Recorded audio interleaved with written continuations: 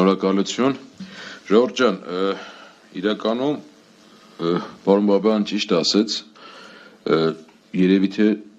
ճիշտ կլինի, որ հիմա ես խոսեմ, որովհետև ստացվում է հենց շարունակություն, տեսեք, մեր բանախոսները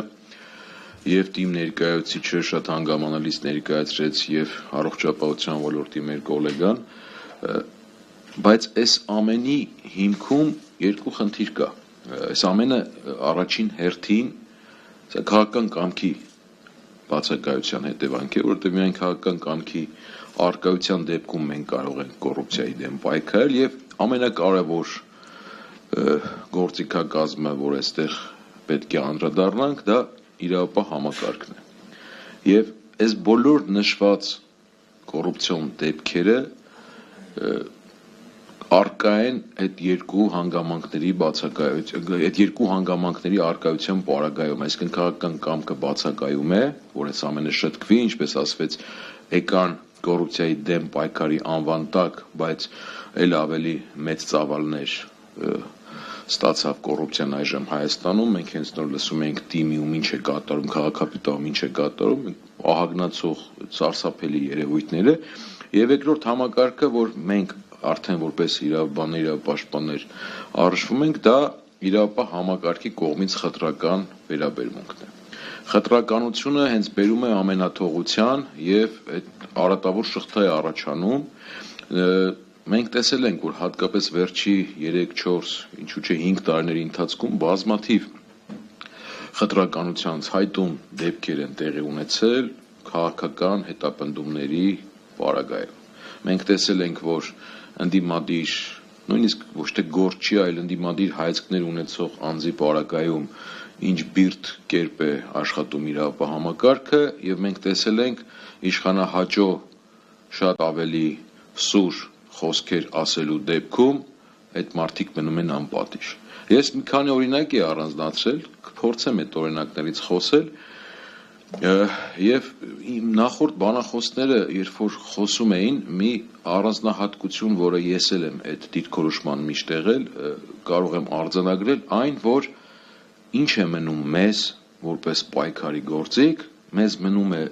ցավոք սրտի այժմ միայն այն, որ մենք պետք է այս ամենի մասին հնարավորինս շատ լուսաբանենք, հնարավորինս շատ բարձրաձայնենք, հնարավորինս շատ այնպես անենք, որ հանրությունը այս ամենից տեղեկացած լինի, որովհետև ցավոք այն կառույցները, իրավապահ համակարգի այն մարմինները, որոնք պետք է պայքարեն կոռուպցիայի դեմ,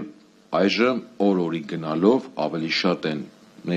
թաթախվում այս ամեն ինչի մեջ եւ դրանից բացի օր-օրի ավելի են դառնում հնազանդ։ Եթե մենք սկզբում գործ ունեինք, որ հատուկ են դեպքեր լինում խտրականության, այժմ տեսնում ենք, որ բազմաթիվ են այդ դեպքերը, ինչու եմ ես ցանկանում նշել, որ առաջին հերթին պետք է բարձրաձայնել ավելի շատ հանրության հետ մեր աշխատանքը լինի, որովհետև հենց այժմ վերած օրինակով ցույց կտամ, որ մենք երբեմն ես էլի եմ այս խոսքը ասել, մենք պատի ենք բախվում, էլեմենտար օրինակ հիշեցնեմ ձեզ, վստահ եմ շատերը ձեզանից կհիշեն, պատգամավոր Արծվիկ Մինասյանի նկատմամբ դիմադրություն շարժման ժամանակ տեղի ունեցավ բռնություն։ Ոստիկանները անհամաչափ ուժ կիրառեցին, բռնություն գործադրեցին եւ նստեցրին ոստիկանական մեքենա, որոշակի ժամանակահատվածով կարելի ասել ազատությունը սահմանափակվեց, հետո անեցին դուրս, հետո նորից բռնություն տեղի ունեցավ։ Մինասյանի կողմից հաղորդում ներկայացվեց։ Հաղորդումը արդյունք չտվեց, քրեական գործ չառուցվեց։ Հաջորդիվ բողոքարկումներ, դատախազություն, Արաչյանի դատարան հաջողվեց մեզ վերաքննիչ հակակոռուպցիոն դատարանի միջոցով հասնել նրան, որ գործը վերադարձավ եւ հետաքրական մակագրվեց նույն քննիչին, որը որ սկզբում մերժել էր վարույթ նախաձեռնել է,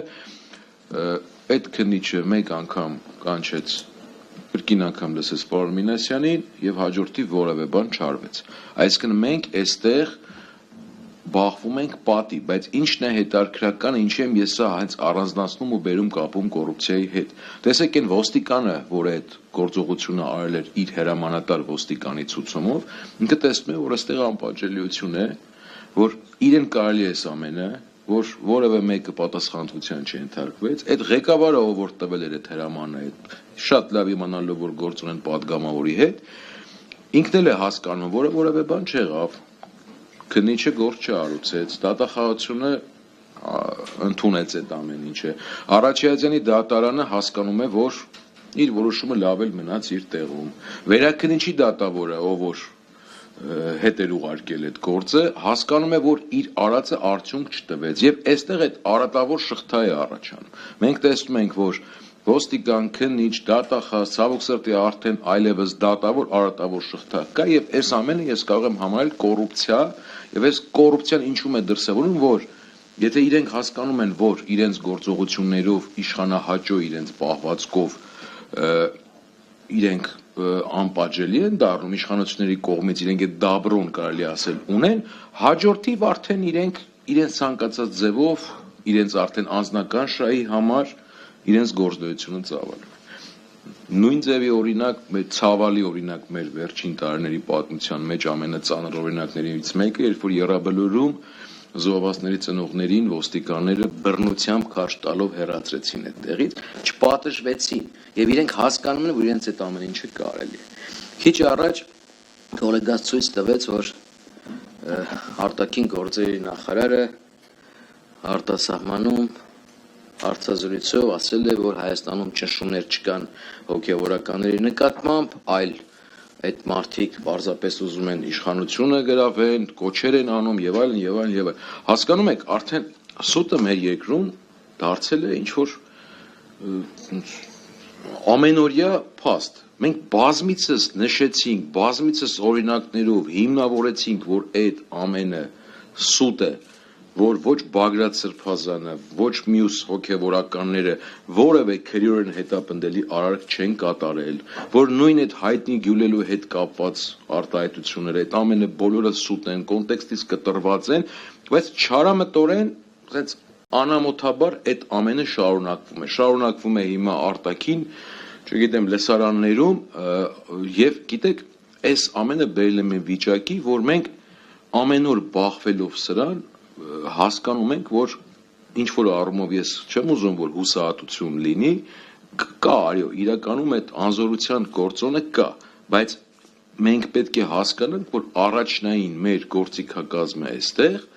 դա հնարավորինս շատ լուսաբանելն է, հնարավորինս շատ բարձրաձայնելն է, համատեղ իրար հետ աշխատելն է, որովհետև օրինակ մասնագիտական գործունեությամբ ծանրաբեռնված լինելով որոշ լրատվական նյութեր ես չեմ հասցնում կարդալ, ես իմ համար թիմի հետ կապված շատ բաներ են նորություններ, բայց եթե մենք համատեղ մեր ջանքերով լինի առողջապահության ոլորտ, թիմ ոլորտ, իրավաբաններ, բոլորս մեր ջանքերը կենտրոնացնենք, համատեղենք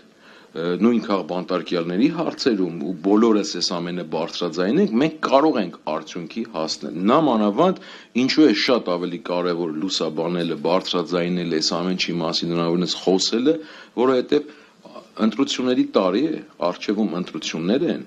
եւ շատ ավելի ցավացնում է իշխանություններին, երբ որ այս իրենց ապօրինությունների մասին մենք խոսում ենք, մենք բարձրաձայնում ենք ու հանրությանը տեղեկացնում ենք ինչ է կատարվում։ Փորձեմ այսքանով սահմանափակվեմ,